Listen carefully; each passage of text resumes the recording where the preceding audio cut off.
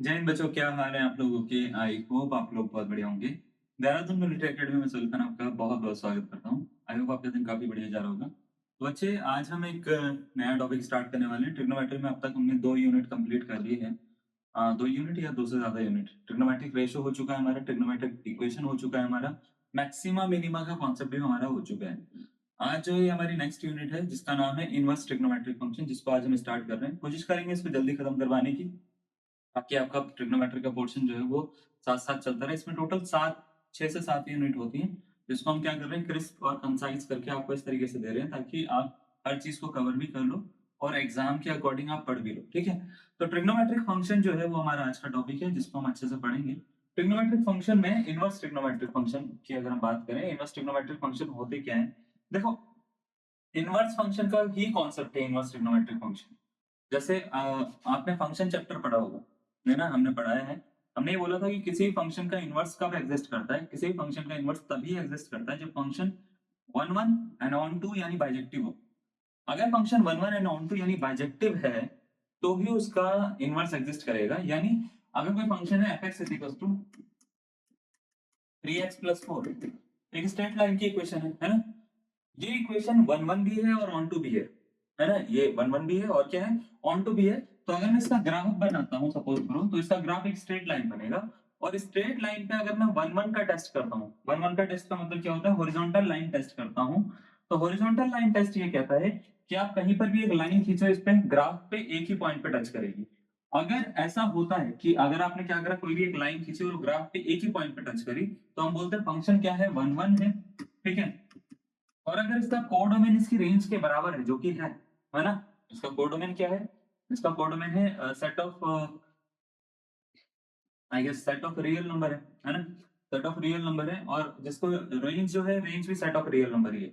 तो set of real number अगर इसका कोडोमेन है और सेट ऑफ रियल नंबर ही क्या है, इसकी रेंज है, तो उस केस में क्या होगा कि कोडोमेन और रेंज दोनों बराबर है, तो ये ऑन टू भी है। तो अगर कोई फंक्शन वन वन और ऑन टू है तो उसका इनवर्स निकाल सकते हो, यानी एफ इनवर्स एक्स की आप वैल्यू उसकी निकाल सकते हो। ठीक है, एक्स एफ इनवर्स एक्स की वैल्यू आप निकाल सकते हो। तो ये क्या हो जाएगी, एक्चुअल में होगी वाई माइनस एक्स माइनस 4/3 होगी।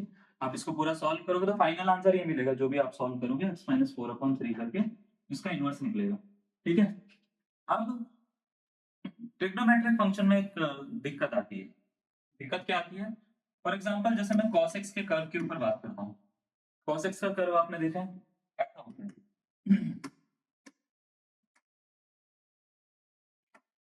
ठीक है, ऐसा होता है। तो अगर मैं आपसे नॉर्मल सी बात पूछता हूँ, क्या ये फंक्शन जो cos x है ये बाइजेक्टिव है, तो आप बोलेंगे सर कोई भी फंक्शन अगर बाइजेक्टिव होता है तो उसको दो प्रॉपर्टी तो सेटिस्फाई करनी पड़ेगी। उसको वन वन होना पड़ेगा, उसको ऑन टू होना पड़ेगा। सही है बात। अगर मैं आपसे पूछता हूँ ये फंक्शन वन वन है क्या, देखना जरा एक बार इसको, तो उसके लिए आप क्या करेंगे, हॉरिजॉन्टल लाइन टेस्ट करेंगे। हॉरिजॉन्टल लाइन टेस्ट करेंगे तो आपको ये दिखेगा कि हॉरिजॉन्टल लाइन टेस्ट करने पे ये फंक्शन जो है वो कई सारे पॉइंट पे टच कर रहा है ग्राफ। हॉरिजॉन्टल लाइन टेस्ट ये कहता है कि अगर हमने क्या करा, एक हॉरिजॉन्टल लाइन एक्स एक्सिस के अबाउट या एक्स एक्सिस के पैरेलल हमने एक लाइन खींची है, ड्रॉ करी है, और वो ग्राफ पे सिर्फ एक ही पॉइंट पे टच करती है, तो ही फंक्शन वन वन होता है। अदरवाइज ये फंक्शन वन वन नहीं होता। इसको बोलते हैं मैनी वन। क्या बोलते हैं, मैनी वन फंक्शन बोलते हैं। तो ये फंक्शन वन वन नहीं है, और अगर ये वन वन नहीं है तो इसका मतलब ये है कि इसका इनवर्स एग्जिस्ट ही नहीं कर सकता। लेकिन हमारा तो टॉपिक का नाम ही है इनवर्स ट्रिग्नोमेट्रिक फंक्शन, तो इसका मतलब इनवर्स तो एग्जिस्ट करता है। तो इनवर्स एग्जिस्ट करता है तो कैसे करता है फिर, सही है बात। इनवर्स एग्जिस्ट करता है तो उसमें कुछ ना कुछ तो ऐसी चीज होती होगी जिसकी वजह से इनवर्स एग्जिस्ट कर रहा है इसका। अब यही चीज होती है साइन एक्स के साथ में भी। जैसे अगर आपके पास में साइन एक्स है कोई फंक्शन, ठीक है, साइन एक्स फंक्शन दिखने में कुछ इस तरीके से होता है। ठीक है, अगर मैं आपसे बोलूं ये वाला पॉइंट क्या होता है, तो याद रखिएगा ये माइनस का 90 डिग्री होता है, ये माइनस का 180 डिग्री होता है, ये 0 डिग्री होता है, प्लस का 90 डिग्री होता है, ये प्लस का 180 डिग्री होता है, ये प्लस का 3π/2 होता है, ये प्लस का 2π होता है, और ऐसे चलता रहता है। ठीक है, तो अभी इसको ध्यान से देखो, तो ये भी वन वन फंक्शन नहीं है, ये मैनी वन है। अगर मैं इसमें हॉरिजॉन्टल लाइन टेस्ट करूंगा तो फेल हो जाएगा, फेल हो जाएगा, या फेल तो नहीं बोलूंगा मैं, इसको ये बोलूंगा कि ये इसको सेटिस्फाई नहीं करेगा वन वन की प्रॉपर्टी को, है ना। तो होता क्या है, ट्रिग्नोमेट्रिक फंक्शन में अगर कोई भी फंक्शन आपको उसका इनवर्स एग्जिस्ट करवाना है, यानी उसको 1 1 और ऑन टू बनाना है। तो मैथमेटिशियन ने क्या करा, इसको ना इसके ग्राफ को ब्रेक कर दिया ऐसे, देखो जरा, यहां से और यहां से ब्रेक कर दिया, ठीक है। उसको बोलते हैं π/2, को बोलते हैं -π/2। अब सपोज करो ये ग्राफ जो है बस इतना दिख रहा है, ये ग्राफ क्या है, इतना दिख रहा है, मतलब यहाँ से लेके यहाँ तक है, -π/2 से लेके +π/2 तक है। तो अब अगर आप इसमें हॉरिजॉन्टल लाइन टेस्ट करते हो, ध्यान से देखना, तो ये पास हो रहा है ना, इसमें एक ही पॉइंट पे टच कर रहा है। आप नीचे खींचो तो भी एक ही पॉइंट पे टच कर रहा है, आप कहीं पे भी खींचो एक ही पॉइंट पे टच कर रहा है। अगर ऐसा है, ये 1 1 तो है और ये ऑन टू भी हो जा रहा है उस केस में, तो 1 1 और ऑन टू हो जा रहा है, लेकिन ये पर्टिकुलर रेंज के अंदर हो रहा है। आप समझ पा रहे हैं इसको, ये पर्टिकुलर रेंज के अंदर ही हो रहा है। तो इसका मतलब क्या होता है, हर ट्रिग्नोमेट्रिक फंक्शन का इनवर्स एग्जिस्ट करना एक पर्टिकुलर रेंज पे डिपेंड करता है। एक पर्टिकुलर रेंज के अंदर फंक्शन जो होते हैं बाइजेक्टिव हो सकते हैं, यानी 1 1 और ऑन टू हो सकते हैं, और उस रेंज के अंदर मैं अगर उसके आंसर निकालने की कोशिश करूंगा तो सारे के सारे इनवर्स फंक्शन के आंसर निकल सकते हैं। तो यहीं से कॉन्सेप्ट आया है इनवर्स ट्रिग्नोमेट्रिक फंक्शन का। हर ट्रिग्नोमेट्रिक फंक्शन एक पर्टिकुलर रेंज के अंदर क्या होते हैं, बाइजेक्टिव होते हैं, जहां पे उनका इनवर्स एग्जिस्ट करता है। ये पर्टिकुलर रेंज क्या क्या होती है, इसके लिए भी एक टेबल दिखाता हूँ मैं आपको, फिर मैं आपको थोड़ा सा आपको और अच्छे समझ में आएगा, ठीक है। जैसा अगर मैं बात करता हूँ सबसे पहले साइन की, ठीक है, साइन इनवर्स एक्स की, दिख रहा है आपको? अच्छा, ग्राफ के ऊपर भी थोड़ी देर में बात करूंगा, साइन इनवर्स एक्स की, ठीक है। तो साइन इनवर्स एक्स का जो रेंज होती है, जहाँ पे ये 1 1 और 1 2 होता है ना, यानी बाइजेक्टिव होता है, वो होती है -π/2 से लेके +π/2 तक, जो कि मैंने अभी ग्राफ में भी दिखाई आपको, -90 से लेके +90 तक होती है।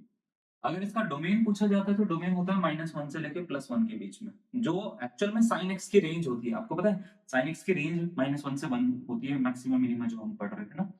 इनवर्स में ये डोमेन होता है, तो इसका मतलब ये है जो डोमेन है वो रेंज में कन्वर्ट हो रहा है ना, और जो रेंज है वो डोमेन में कन्वर्ट हो रही है। तो इनवर्स फंक्शन में होता क्या है, जो रेंज है ना, रेंज साइन की जो रेंज होती है वो इसका डोमेन होता है इनवर्स का। एक्चुअली कॉस की जो रेंज होती है वो इसका क्या होता है, डोमेन होता है। तो ये कितना है बच्चे, -1 से 1 है, ठीक है। अच्छा, इसका रेंज कितनी है, इसकी रेंज है 0 से पाई। 0 से पाई रेंज जो है, यहाँ पे फंक्शन 1 1 ऑन टू है, यानी बाइजेक्टिव है। फिर 10 की बात करें तो -∞ से इंफिनिटी हो जाती है, ठीक है, -π/2 से +π/2। कॉट की बात करें तो -∞ से इंफिनिटी हो जाती है ना। इसका डोमेन है और उसकी रेंज क्या है बच्चे, 0 से पाई, ओपन इंटरवल में। फिर सेक में जो रेंज होती है वो होती है 0 से π/2 ही होती है, लेकिन यहाँ पे एक चीज याद रखनी है आपको, इसमें जो रेंज आ रही है अपनी 0 से पाई तक आ रही है टोटल, इसमें एक चीज हट जा रही है, π/2। π/2 हटा देते हैं इसमें, π/2 इसलिए हटा दे रहे हैं क्योंकि π/2 पे सेक जो होता है वो क्या होता है, अनडिफाइंड होता है। तो इसकी रेंज को ना हम ऐसे भी लिख सकते हैं, 0 से पाई लिख सकते हैं, माइनस कर सकते हैं π/2। ये भी एक तरीका है इसको लिखने का, और वो भी एक तरीका है जहाँ पे ओपन इंटरवल बन रखा है ना। ओपन इंटरवल का मतलब ये π/2 को छोड़ के बाकी जितना भी है वो सारा ले लो 0 से पाई के बीच में, ठीक है ना। अब कॉसिक में क्या होता है, कॉसिक में डोमेन तो यही है, -∞ से -1 यूनियन 1 से इंफिनिटी, रेंज होती है -π/2 से +π/2 होती है, लेकिन इसमें 0 इंक्लूड नहीं होता।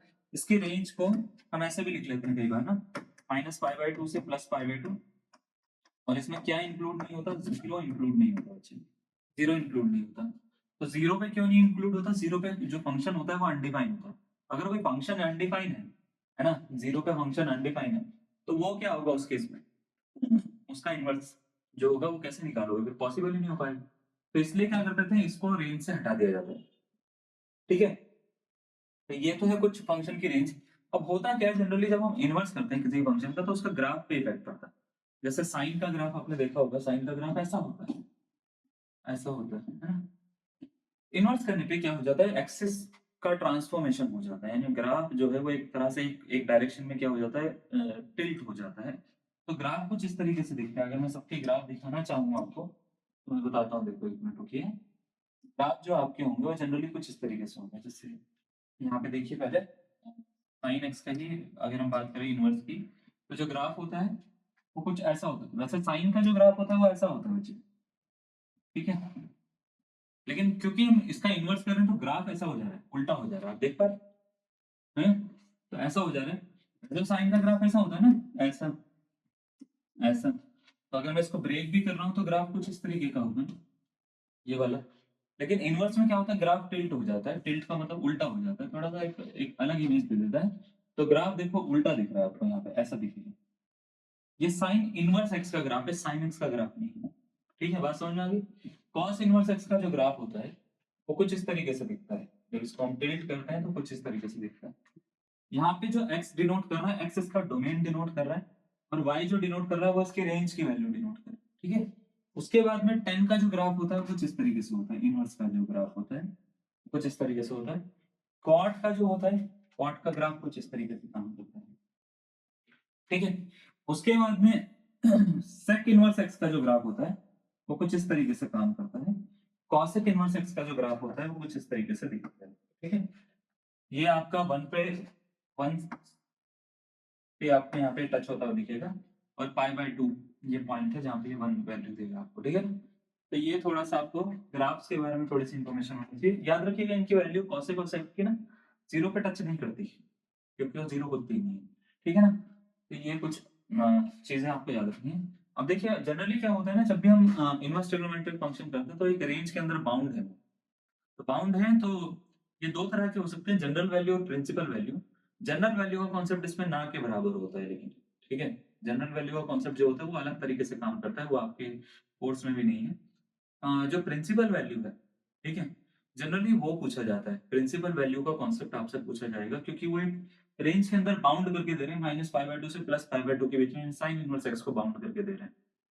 तो ऑब्वियस सी बात है, साइन इनवर्स एक्स की जनरल वैल्यू नहीं निकलेगी -π/2 से +π/2 के बीच में, प्रिंसिपल वैल्यू ही निकलेगी जो भी निकलेगी, क्योंकि 360 डिग्री के अंदर ही हो सारी की सारी चीजें, है ना। 360 डिग्री के अंदर ही है, तो अगर अंदर ही है तो सिर्फ प्रिंसिपल वैल्यू ही आती है उसमें। तो जनरली क्या होता है, कुछ फॉर्मुलाज होते हैं जो आपको लर्न करने होते हैं, उसके बेसिस पे हम क्या करते हैं, प्रिंसिपल वैल्यूज फाइंड करते हैं। जैसे इसकी बात करते हैं, सबसे पहले आता है इसमें sine inverse minus theta. Sine inverse minus theta का फॉर्मूला ऐसे याद रखना है आपको कि ये माइनस बाहर निकल जाता है ना, और इसको माइनस साइन इनवर्स थीटा लिखा जा सकता है। टेन इनवर्स माइनस थीटा को माइनस बाहर निकालो, माइनस टेन इनवर्स थीटा लिखा जा सकता है। कॉसेक इनवर्स माइनस थीटा को माइनस बाहर निकालो, माइनस कॉसेक इनवर्स थीटा लिखा जा सकता है। ये तीन जो है साइन, टेन और कॉसेक, इसमें से माइनस बाहर निकालोगे तो इसको माइनस बाहर निकाल के इस तरीके से लिख सकते हो। ये जो तीन है आगे के, कॉट, इसको pi minus cot inverse theta लिखा जाता है अगर माइनस बाहर निकालना है आपका। माइनस ऐसा डायरेक्ट बाहर नहीं निकलता है इसमें, तो आपको क्या करना होता है, pi minus cot inverse theta लिखना होता है। कॉस को pi minus cos square cos inverse theta, और सेक को भी pi minus sec inverse theta लिखना होता है। तो ये जो कॉट है, कॉस है और सेक है, इन दोनों पे आपको फोकस करना है। जब भी इसमें माइनस थीटा आप चेंज करोगे, आप इसको डायरेक्ट ऐसा नहीं लिखोगे। जैसे अगर मैंने ऐसे लिख रखा है, सेक इनवर्स -π/3 की वैल्यू बताओ, ध्यान से सुनना, सेक इनवर्स -π/3 की वैल्यू बताओ, तो आपको क्या करना है, इसको pi minus sec inverse pi -π/3, sorry sec inverse -2 की वैल्यू बताओ, √2 की, चलो √2 की वैल्यू बताओ। तो आपको क्या करना है, पाई माइनस सेक इनवर्स √2 लिख देना है इसको। फिर आपको ये सोचना है √2 सेक में कितना डिग्री पे होता है। तो आप बोलेंगे सर √2 जो होता है वो सेक में, ठीक है, 45 डिग्री पे होता है, तो इसको ऐसे लिखो, सेक इनवर्स सेक 45 लिखोगे आप इसको। समझ पा रहे हो, ये √2 को सेक 45 लिख सकते हैं। फिर एक दो प्रॉपर्टी आपको याद रखनी है, जैसे साइन के साथ में साइन इनवर्स आ जाता है कभी भी, ठीक है, या कॉस के साथ में कॉस इनवर्स आ जाता है कभी भी, या टेन के साथ में टेन इनवर्स आ जाता है कभी भी, या कोई भी फंक्शन के साथ में उसका इनवर्स फंक्शन आ जाता है कभी भी। इन सभी केसेस में आपको याद रखना है कि ये दोनों कंपेयर होकर हट जाते हैं, कंपेयर होकर हटते हैं, कटते नहीं है। बहुत सारे टीचर्स और बच्चे क्या करते हैं, इसको ऐसे ऐसे काट देते हैं, बहुत गलत है वो, कटता नहीं है वो, ठीक है ना, कंपेयर होकर हट जाते हैं, तो इसका आंसर एक्स आता है ऑलवेज। कितना आता है, तो अगर ध्यान से देखो तो ये कंपेयर होकर अगर मैं इसको हटा देता हूँ तो इसका आंसर π/4, एक्चुअल में है क्या, है π-π/4। π-π/4 को सॉल्व करोगे तो 3π/4 इसका आंसर, ठीक है। तो कभी भी अगर आपके पास में इस तरह से क्वेश्चन आएंगे तो आपको ऐसे सॉल्व करना होगा। अब समझ में आ रही। अब देखो इसमें ना क्वेश्चन अलग अलग तरीके से आते हैं। क्वेश्चन सॉल्व करने के लिए आपको सिर्फ टेबल की जो वैल्यूज होती है, ट्रिग्नोमेट्रिक टेबल की वैल्यू जो होती है वो पता होनी चाहिए। अगर आपको वैल्यूज पता है तो आपसे सारे क्वेश्चन सॉल्व हो जाएंगे, नहीं पता तो आपसे कुछ नहीं होगा। सिंपल बात है, ठीक है। तो आपको ये पता होना चाहिए पाई बाय 4 किसको बोलते हैं, ये पता होना चाहिए पाई किसको बोलते हैं, आपको ये पता होना चाहिए बाकी चीजें को क्या क्या बोलते हैं, किसमें किसकी वैल्यू क्या होती है। आता है तो ठीक है, नहीं आता तो पहले उसको पढ़ो, उसके बाद में इस चैप्टर पे आना, ठीक है ना।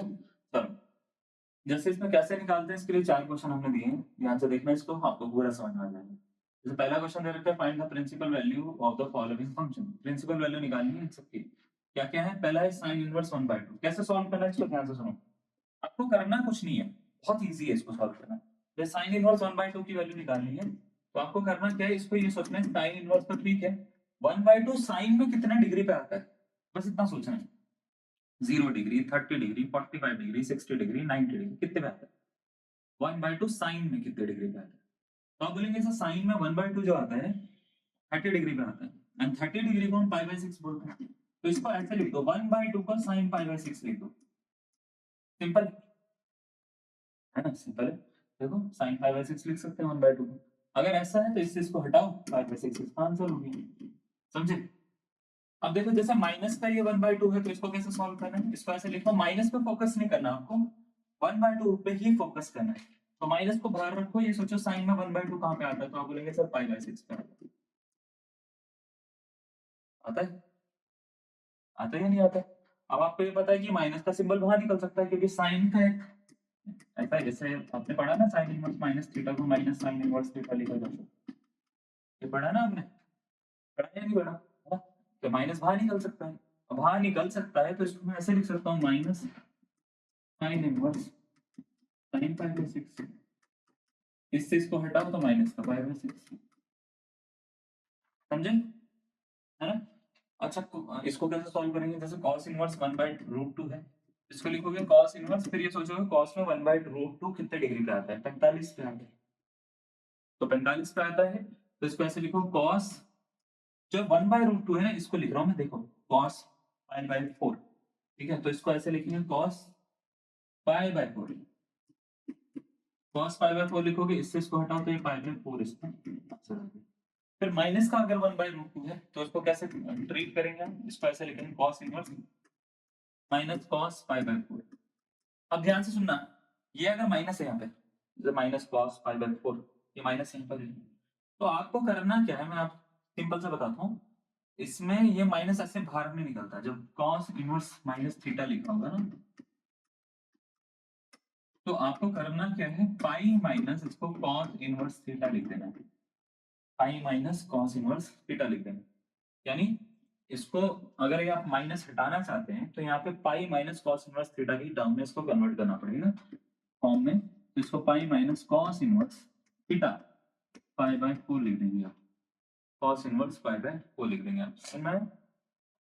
अब आप ये सोचेंगे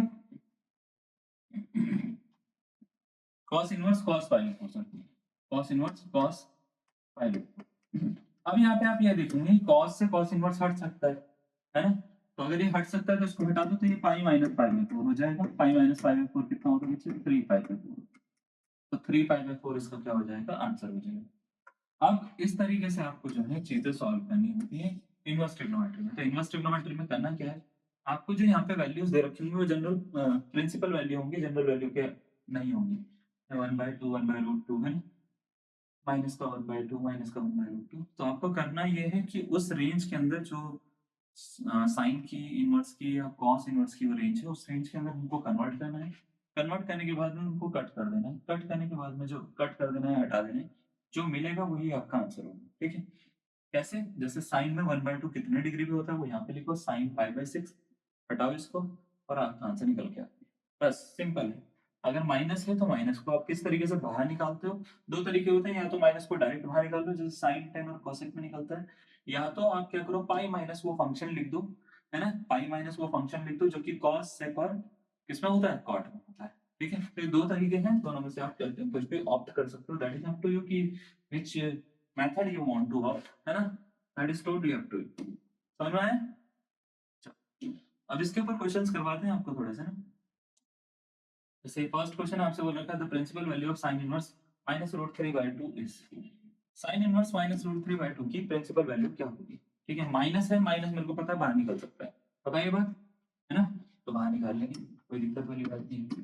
इसको माइनस को बाहर निकालो, साइन इनवर्स √3/2। अब ये सोचो साइन में √3/2 कितने डिग्री पे आता है, सोच सकते हैं? तो आप बोलेंगे यस सर, माइनस ये रहा साइन इनवर्स, साइन में √3 आता है, √3/2 आता है साइन π/3, π/3 60 डिग्री इसको हम बोलते हैं। इससे इसको हटाओ, माइनस का π/3, इसका आंसर आ गया ऑप्शन नंबर कौन सा, डी इसका करेक्ट आंसर। सिंपल, बहुत सिंपल है ना? नहीं है? देखो नेक्स्ट क्वेश्चन पे आ जाता है, ठीक है? ये लो क्वेश्चन नंबर 6 है, 5 हो चुके हैं अभी तक, है ना? सेक इनवर्स सेक -30 डिग्री की वैल्यू क्या होगी? सेक इनवर्स सेक -30 डिग्री की वैल्यू क्या होगी, ये बताना है आपको, ठीक है? सेक इनवर्स सेक -30 डिग्री की वैल्यू। तो सबसे पहले ये देखिए, क्या ये सेक की जो रेंज है -30 डिग्री उसके अंदर है या नहीं? तो आप बोलेंगे सर उसके अंदर तो नहीं लग रहा, वैसे नहीं लग रहा ना, तो उसको कन्वर्ट करना पड़ेगा।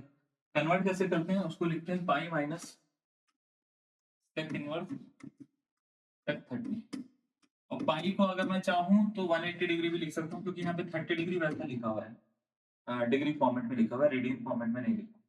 उसको पाई माइनस सेक इनवर्स सेक 30 ऐसे लिख सकता हूँ क्या मैं? हाँ, कुछ बच्चे क्या करेंगे, इसको देखकर सीधा काटना शुरू कर देंगे, ऐसे कट नहीं होता भाई साहब। अगर माइनस है इसको तो माइनस को पहले हटाना होता है, ठीक है? तो माइनस को जब तक आप हटाओगे नहीं, ऐसे डायरेक्ट कट नहीं करोगे, ऐसा नहीं हो सकता।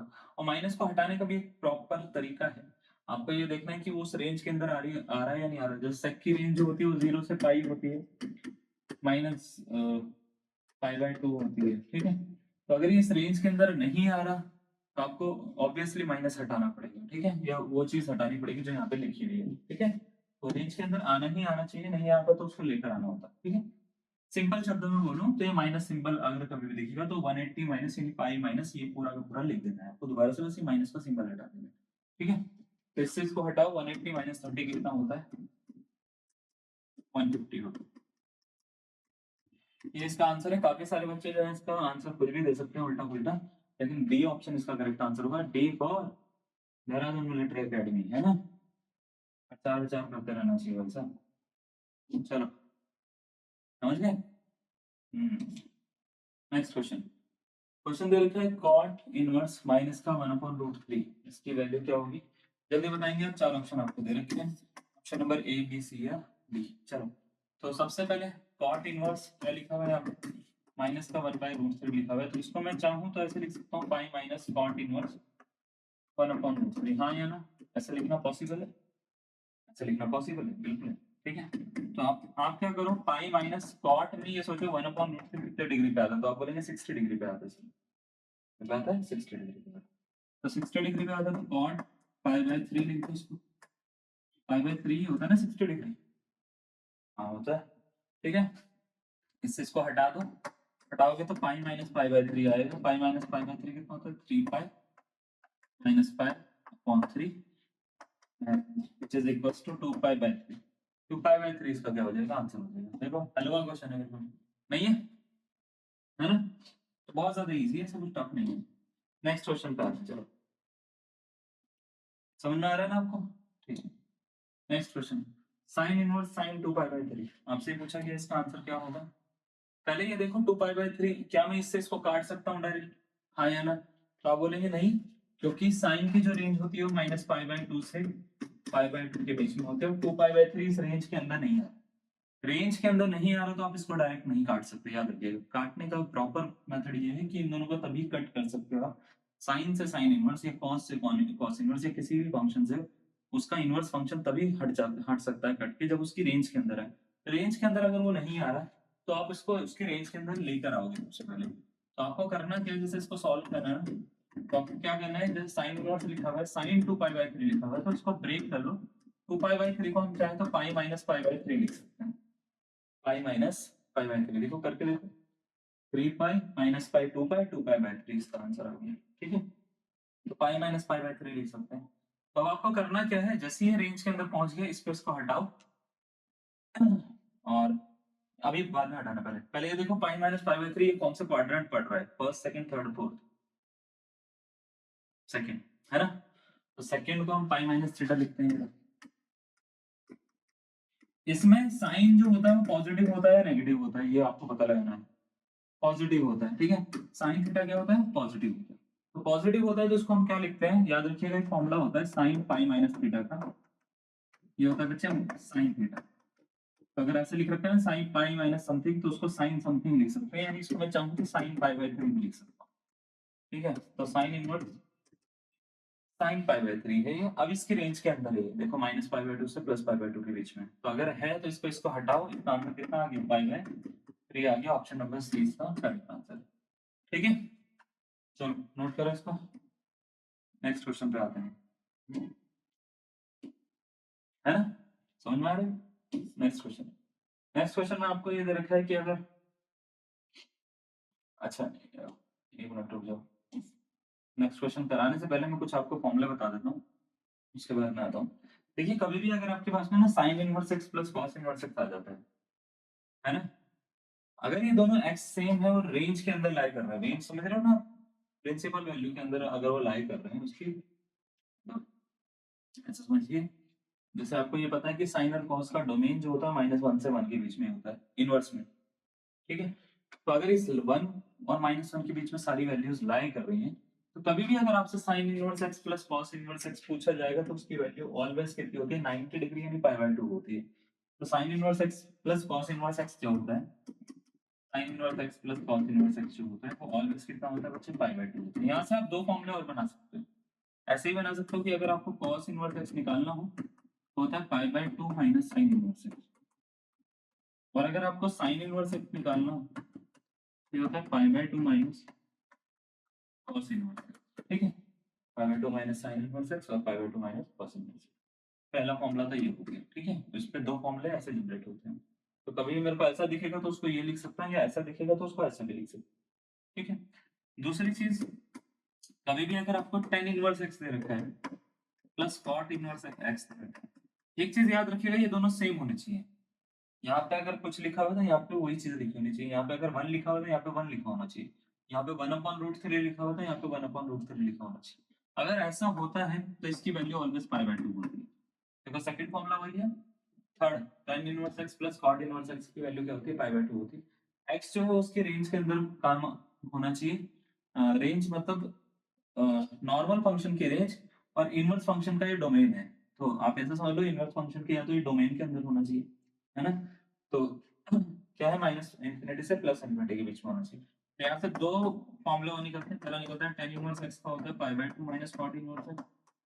ठीक है, और दूसरा होता है cot इनवर्स एक्स का, जो होता है pi by 2 minus tan inverse x, tan inverse x.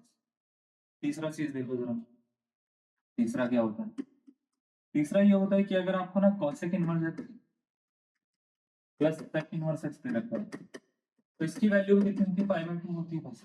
इसकी वैल्यू कितनी होती है, पाई बाय 2 होती है। तो यहाँ से आप क्या करेंगे, cosec इनवर्स एक्स निकाल सकते हो। cosec इनवर्स एक्स क्या हो जाएगा, पाई by 2 minus sec inverse x हो जाएगा। या sec इनवर्स एक्स निकालना है तो क्या होता है, pi by 2 minus cosec inverse x हो सकता है। तो आप कुछ भी निकाल सकते हैं इनमें से, जो आपको सही लगता है वो आप निकाल सकते हैं। ठीक है, उसके डोमेन के अंदर ये x की वैल्यू लाई करनी चाहिए और सेम होनी चाहिए, ये आपको याद रखना है। पहले तो कुछ फॉर्मुलाज ये हैं, 3 फॉर्मुला से 9 फॉर्मुलाज ये बन जाते हैं, 3 के 9 हम इस तरीके से करते हैं। इसका स्क्रीनशॉट ले लेना पीछे जाके।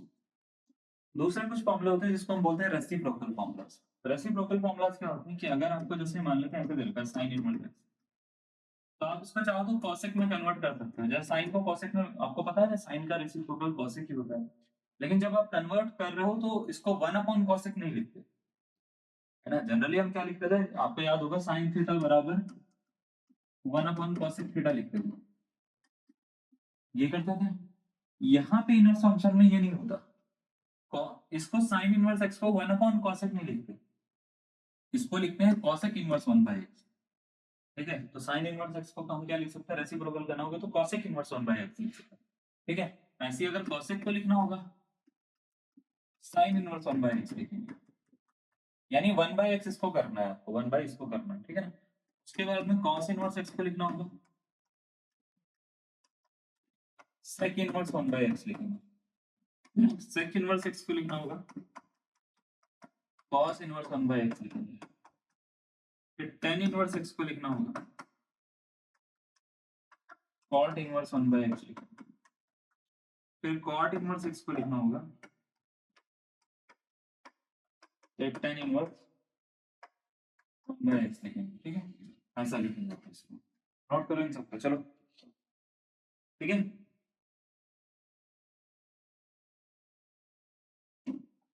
अब इसके ऊपर क्वेश्चन करेंगे, चलो स्टार्ट करें।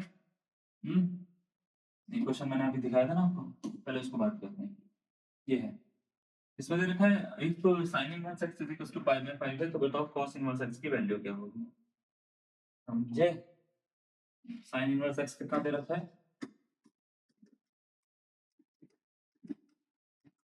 Pi upon 5। आपसे पूछा है cos इनवर्स x बता दो, तो क्या आपको पता है sin को cos में कन्वर्ट करा जा सकता है?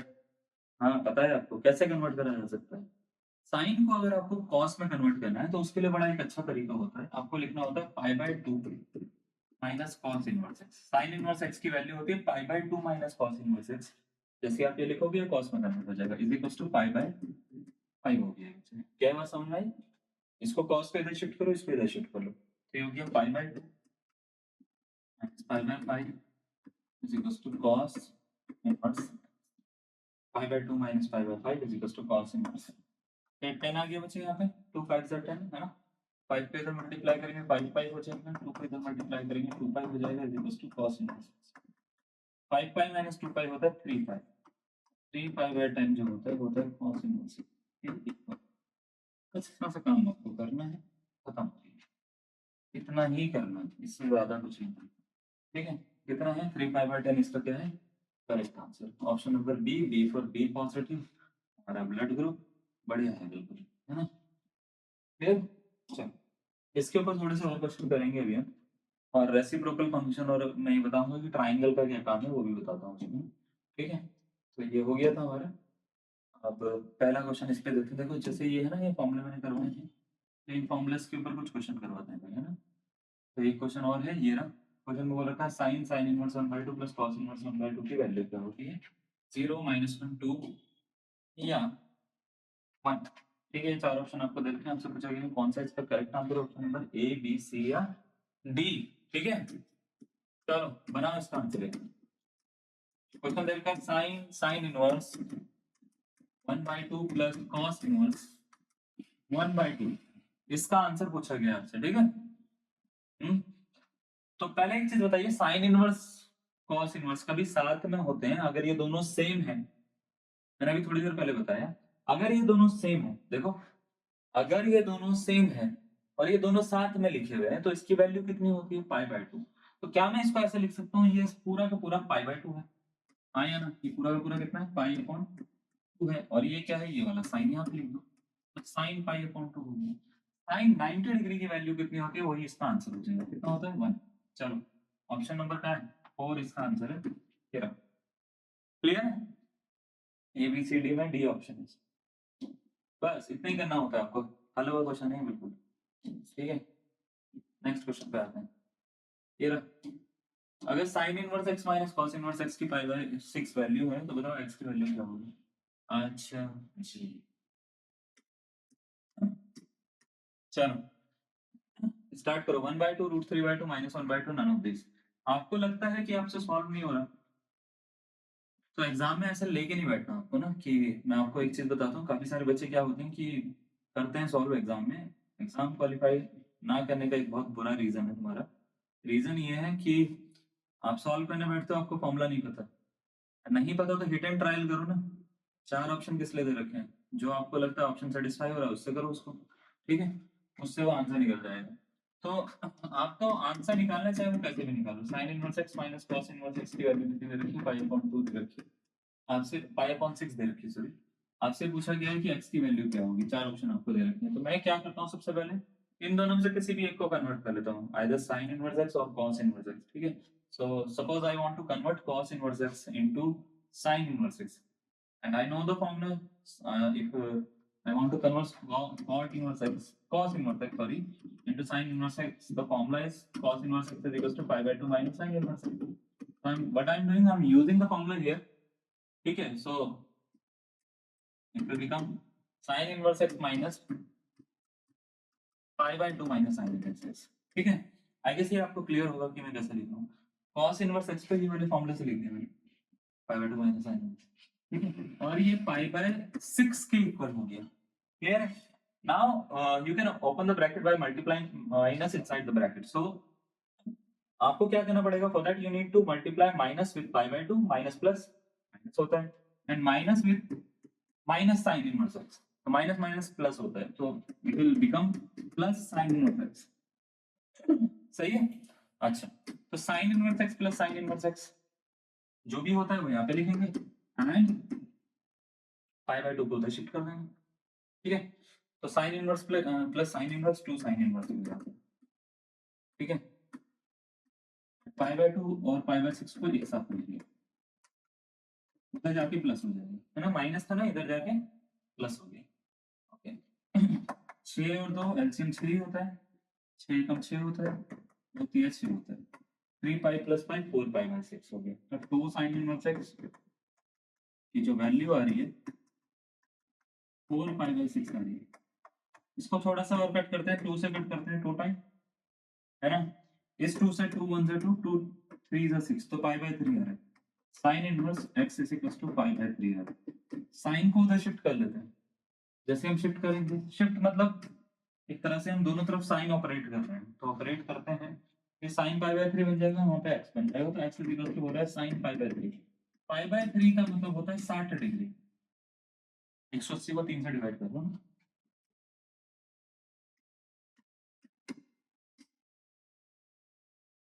√3/2 इसका आंसर होगा। ऑप्शन नंबर 2 इसका करेक्ट आंसर। समझ गए? नोट करो इसको। चलिए, shall we move to the next slide, है ना? ये क्वेश्चन ये देखना जरा, इसको कैसे करोगे सर? क्वेश्चन में बोल रखा है, if sin inverse x plus sin inverse y is equals to 2 pi by 3 and cos inverse x minus cos inverse y is equals to pi by 3, then what are the values of x and y?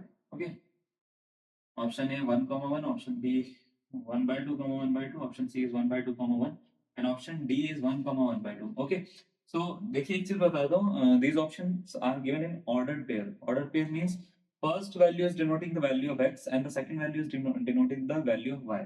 So if here if it is written the answer as 1 comma 1 by 2, that means the value of x is 1 and the value of y is 1 by 2 in this case. Or in this C option, the value of x is 1 by 2 and the value of y is 1। ठीक है, तो आपको ये focus करना है जो answer आ रहा है आपका, अगर ऐसे आता है तो उसमें x क्या आ रहा है, y क्या आ रहा है। अगर ऐसे आता है तो वो तो ठीक है, ऐसे आता है तो कोई दिक्कत नहीं है। ठीक है ना? क्लियर? चलो बनाओ, यहाँ पे लिखना शुरू करता हूँ, जो स्पेस बचेगा वो वहां पे लिख लूंगा, है ना? चलो, sign inverse x plus sine inverse y कितना दे रखा है? 2 pi by 3। Sign inverse x plus sine inverse y कितना दे रखा है? 2 पाई बाय 3। और cos inverse x minus cos inverse y कितना दे रखा है? Pi by 3। अब देखो पहले हमारे को क्या करना पड़ेगा ना, cos को sin में कन्वर्ट करना पड़ेगा, या sin को cos में कन्वर्ट करना पड़ेगा, किसी भी एक को कन्वर्ट करना पड़ेगा इस क्वेश्चन को सॉल्व करने के लिए। सपोज करो मैं सेकंड इक्वेशन जो है ना ये वाली, इसको मैं सॉल्व कर रहा हूँ थोड़ा सा। ठीक है, इसको मैं सॉल्व करूंगा, तो देखो सेकंड इक्वेशन है हमारे पास में cos inverse x plus minus sorry minus cos inverse y is equal to pi by 3 है। तो cos इनवर्स x को हम लिख सकते हैं पाई by 2 minus sin inverse x लिख सकते हैं, माइनस इसको भी क्या लिख सकते हैं, पाई बाय 2 माइनस cos है तो sin इनवर्स y हो जाएगा is equal to pi by 3। ये पॉसिबल है या नहीं बताओ जरा? अरे है या नहीं है? बिल्कुल है ना?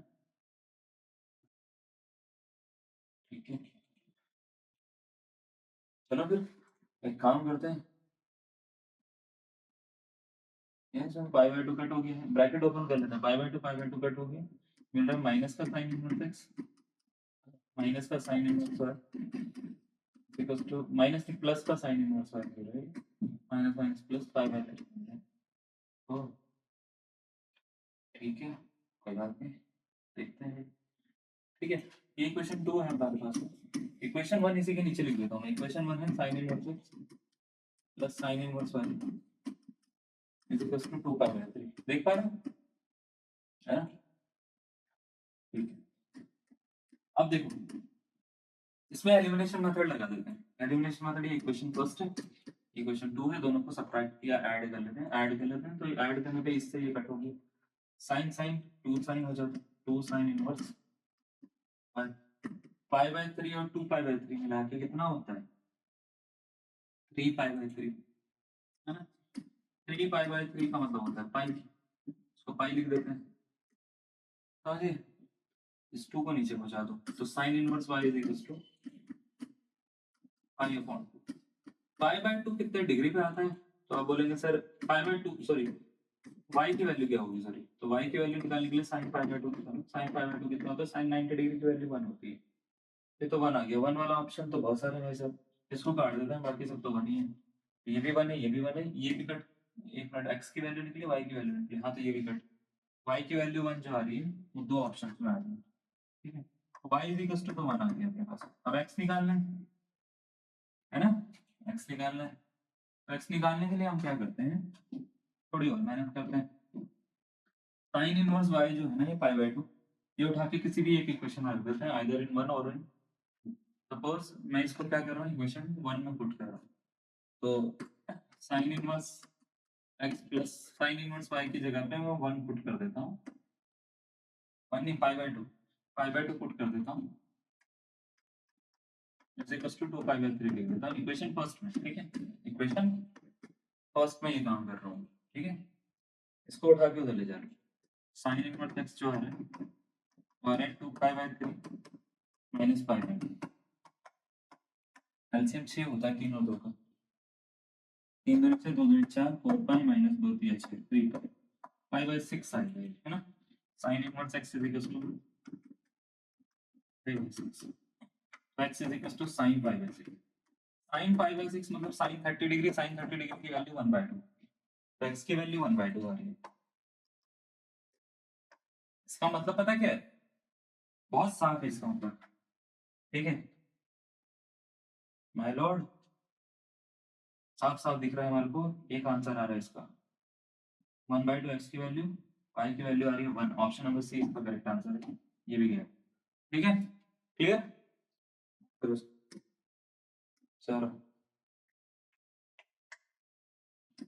ये क्वेश्चन होमवर्क में लिखना, खुद करना है इसको, ठीक है ना? हाँ, ये तुम्हें को करना है वैसा।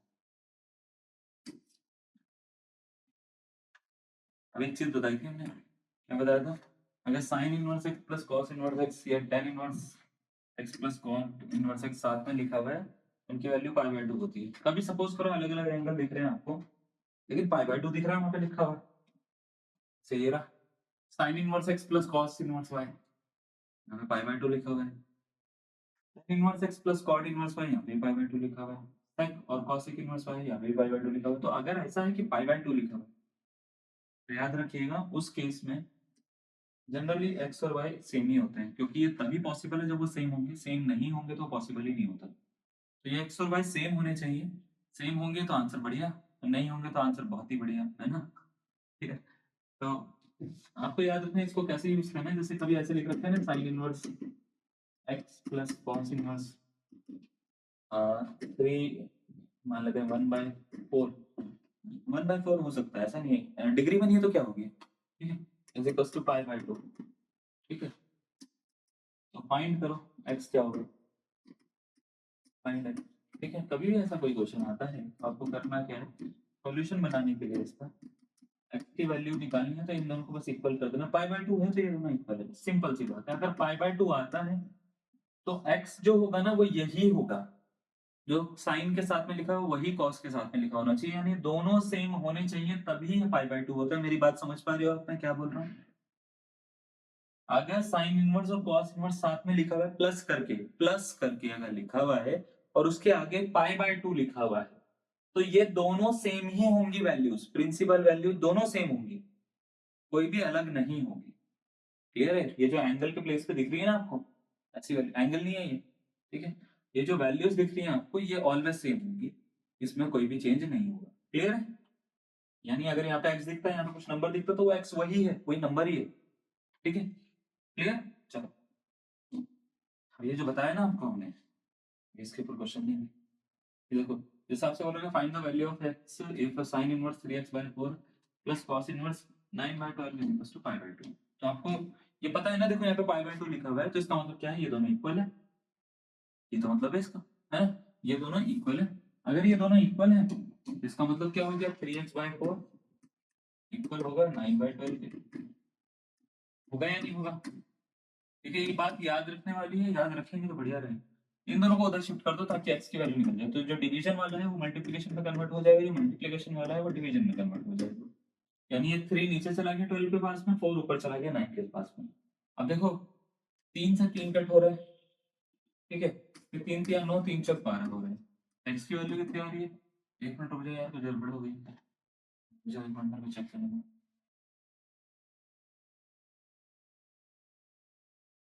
अरे यहाँ पे तो 4 था, सॉरी, 4 4, दोबारा से लिखता हूँ उसको।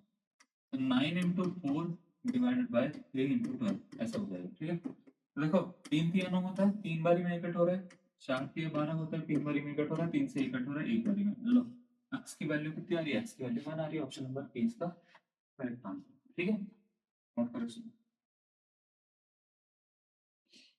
सही है ना, समझ में आ गया? Next question. नेक्स्ट क्वेश्चन है sec inverse 5x/2 cos inverse 3/4 के इक्वल 3/4 लिखा हुआ है, और दोनों की वैल्यू जो है ना ऐड करके π/2 है। सेक नहीं होगा यार, यहाँ पे साइन होगा। तो राइटिंग मतलब लिखने में गड़बड़ करिए, मैंने साइन नहीं है। ठीक है, कट कर दो इसको, साइन कर दो। Sine inverse 5x/2 plus cos inverse 3/4 is equal to है π/2। तो आपको ये बताना है कि x की वैल्यू क्या हो। Option number A, B, C या डी। चलो बनाओ, कौन सा आंसर आ रहा है इसमें? ऑप्शन नंबर ए आ रहा है, बी आ रहा है, सी आ रहा है, डी आ रहा है। वो साइन है, सेक नहीं है। ठीक है ना? तो मुझे ये पता है प्रॉपर्टी से, by the previous property I can say that 5x/2 will be equal to what, 3/4। yes, is it possible? It is possible, है ना? So now what I can do, I can use the method of transposition to transpose all the values from the left hand side to right hand side. For that I need to transpose 2 and 5, both the numbers. So 2 is in division form with x, so it will go in multiplication, and 5 in the similar way 5 will go in division, है ना? So I can write 3 into 2 divided by 4 into 5, है ना?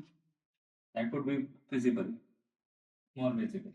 ठीक है, 3 1 2, 3 1 या 2 से cut करो, 2 1 2, 2 2 4 हो जाता है, फिर x की वैल्यू होगी 3 1 3 डिवाइडेड बाय 10। चलो, ओके, x की वैल्यू 3/10 आ रही है। ऑप्शन नंबर बी इसका करेक्ट आंसर। नेक्स्ट क्वेश्चन पे मूव करते हैं। समझ में आ गया? कोई डाउट है यहाँ तक? ये फॉर्मूलाज हम बता चुके हैं आपको, है ना, इनवर्स वाले बता दिए ना, कर लेना इसको। इसके ऊपर एक क्वेश्चन दे रहा हूँ, साइन इनवर्स 2/5 को हम किस में कन्वर्ट करके क्या लिख सकते हैं, बताओ जल्दी से। Option number A, B, C या डी। साइन किस में कन्वर्ट होता है? इनवर्स में, कॉसेक में। ठीक है, 2/5 को क्या लिख सकते हैं? 5/2। ऑप्शन नंबर थर्ड इसका करेक्ट आंसर है। Next question.